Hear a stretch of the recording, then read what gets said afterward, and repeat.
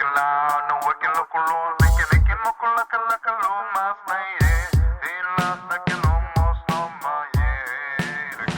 right, hey, greetings, family. Hey, man, we're here. We're here, man. The Clucky Pluckers homestead, or the Plucky Cluckers, the Clucky Pluckers. I don't know what is it. But hey, mommy had some babies. Come on, show me the babies. You're not gonna show anybody? Oh, she's so cute. She's got 10 babies under her, maybe 11. There was one egg that's more about to crack.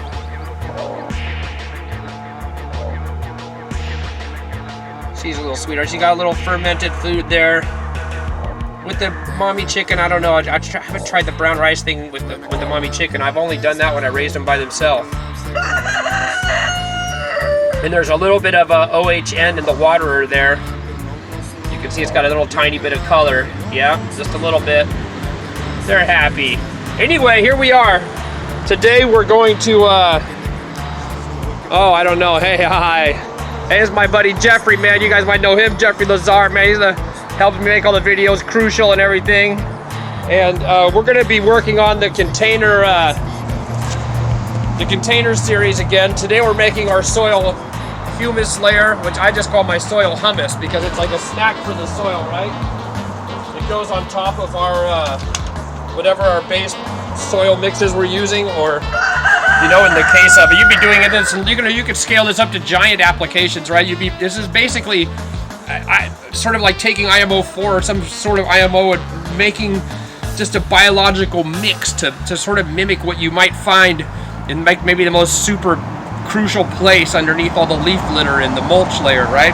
So yeah, I find that adding that in there, it's like IMO plus, you know, to my mind. You know? I'm sort of out of IMO now, so what we're gonna do, I have like remnants. You know, this is where I make my IMO, but I had a serious rat problem, and so there's just a little tiny bit. You can see like this stuff here that looks, you can see it's like sort of old chicken bedding or something. Like some of that's some of my old IMO 5. And then this, I just dumped a bunch of llama poop in the area and been sort of mixing it up with what's there, you know, and it's alive, man. I mean, look at all the mycelia on that, you know. It's living in Seattle, our air is just full of biology. You know, you can sneeze and there's like just spores everywhere. So anyway, this is going to be part of our mix, so I'm going to scoop it in this thing.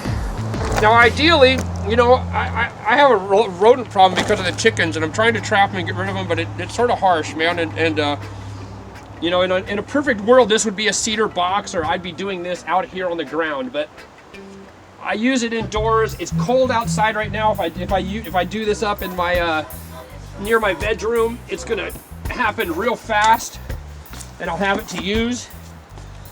And so in a perfect world, maybe this would be like a nice cedar box, and you'd have a nice little spot for it. But I'm in an imperfect world of Hal. And I'm just gonna live with it, you know, like that for now, you know. This is not perfect, but it works, you know. So use what you got and make it happen, you know. That must have been a like pig turd or something there. Anyway, so to this, where do I do it? Oh, here we go. So this is like vermicompost, basically. There's still a ton of worms in there, all kinds of stuff. Probably get rid of that. Some little hemp stalks, herds I just threw on top recently. But yeah, there's still a lot of bugs in there, and it's looking like it's pretty finished, you know, relatively for a vermicompost, maybe not for whatever hot compost. But there are like little things like this little screwball hiding in there, which I don't like. Yeah, fuck you. But you know, that is part of the vibe of using living stuff. You're gonna bring a little bad with the good, but in my experience, it all balances out, and you just have to have faith. Ooh, look, that was like a big pumpkin, the knot of a pumpkin, man. Look at that thing. Ooh, it's just full of springtails, all kinds of stuff. Great stuff. All right, in that goes.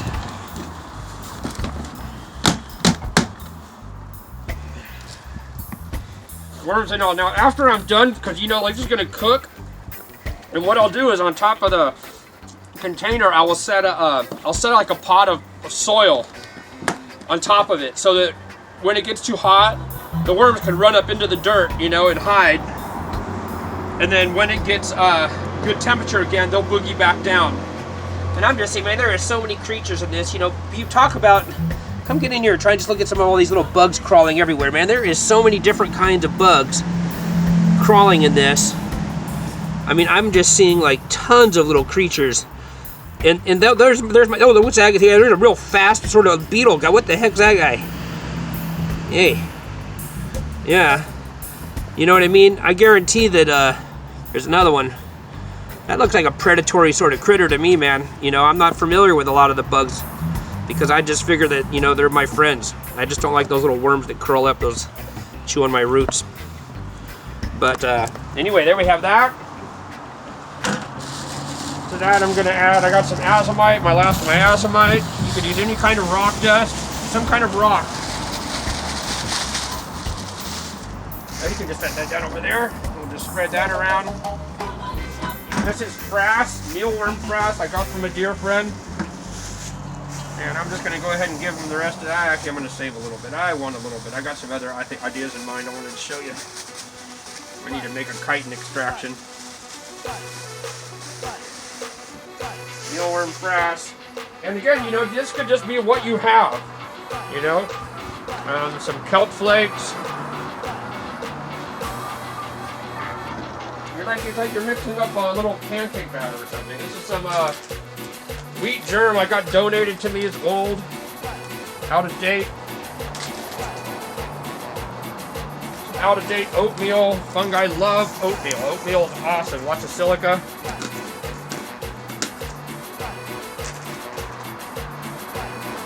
And hey, can you help me? Will you help me? Will you hold this? Hold this for me. And so this is the biochar I made from the Jerusalem artichoke stock. And we're going to strain this out. And that water I'm going to save. I'm hoping that it, I got to do some research. I forgot to ever do the research to find out if it might be similar to sunflowers. Because if it was similar to sunflowers, this would be like the water-soluble K. And oh yeah, but I don't know if the properties are the same. I thought it might be. It seems like it is from just vibing with it, but we'll find out the truth of the matter. So I'll be bucketing this up and saving this and using this in solutions and stuff for the plants. I got a smaller container I can fit that into. Nice little thrift store score for $1, man, eh? Yeah, so biochar of some kind, you know, bone char, whatever you got like that, is an awesome addition to this. Oh yeah, this is so this solution here is basically like a kitchen sink. You know, I was gonna put some fish in there. I think I forgot, but it's just got like water-soluble calcium, some FPJ. This is leftovers of an FFJ. This is camellia flower leftovers, and I'm gonna dump that in there. Just be some more, something for everybody to gnaw on and have fun with. Plus it's loaded with sugar and stuff. They're just gonna have a party. It's probably a little crazy. But again, this recipe is never the same, you guys. It's what I have, you know? The base thing will be sort of the same. Vermicompost, some type of IMO. That's my base. You know, some kind of carbohydrate, some kind of rock. But I don't say this or that rock or this or that thing, you know, it's what you got. Oh, and I also, because I'm out of the IMO4, really, like we're just using sort of dregs, I also put a little bit of my IMO2 in some water, and then put it in there, just like a tablespoon or something of IMO2 in that. Because I want to make sure I get the diversity. That stuff's been there cycling, sort of being reused, you know, it's sort of ibby-dibby, so I know I've lost my diversity, so I want to add some fresh diversity. That's some alfalfa that I had soaking in some water for a couple days, made some tea out of and gave to the plants, and now this is the leftovers after the tea. And then this here.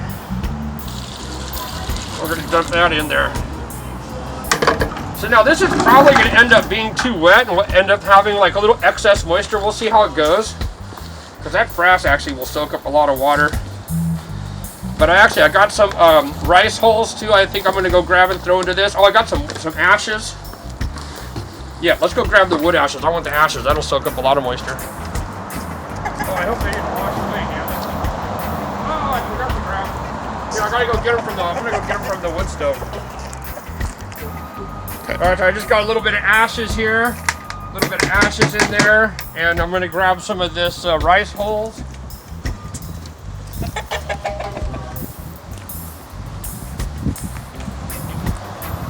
Give big thanks to Jeff Merriman. Jeff Merriman hooked me these rice hulls up one time when he came to visit Seattle. He brought these to me, man. Bless his heart. He's so sweet. I use these sometimes in my IMO process too. Experimenting, trying to find what ratios of this and that might be great, but I think I probably wouldn't continue with this because it's probably just not really that sustainable. Although I think I heard that breweries sometimes use rice hulls for filtering some kind of beers or something. And I got 2 breweries really close to me, so I want to go talk to them because I might be able to get this stuff, the waste.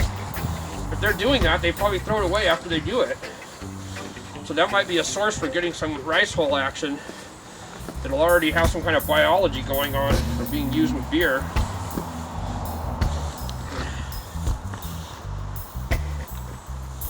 Man, I'm probably going to go get a bigger crate for this and put this in a bigger crate because this is going to be too deep.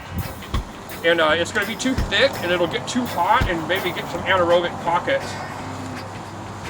So when next you see this, it's going to be spread in a big blue bin about double this size. Because I don't want this more than about 6 inches deep, and now this is about, I don't know, man, that's at least 8 inches deep, so that's too much, you know? It's just too much. I know what's going to happen, and I don't want it to happen. But I'll be mixing this every day, if not twice a day. I'm going to set it someplace that's about 75, 80 degrees. Cover it with something so it still breathes, but that direct light can't hit it. Again, ideally this would be like a nice cedar box with maybe some holes drilled in it. But if you're really mindful and on it and stir it all the time, you know, just follow your guidance. You know, this is stone soup, man. This is you use what you have, you know. This is following our rule 0, man. And I guarantee you that when you apply this under your mulch, on top of your soil, man, you're really providing a good space for biology and things to happen, man. And I just see the plants really, really are doing well since I adopted this process. It just evolved over just this winter. And it works, you guys. So give it a whirl, man. Soil hummus, man. A little snack for the goodies down there under the mulch, huh? All right, bless up, man. Peace out. Oh, hold on, one more thing.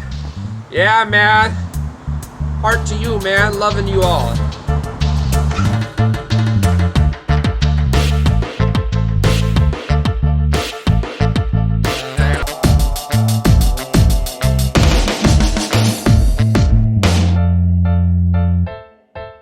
Vaya, boom, vaya, boom, vaya, boom, vaya, boom, vaya, boom.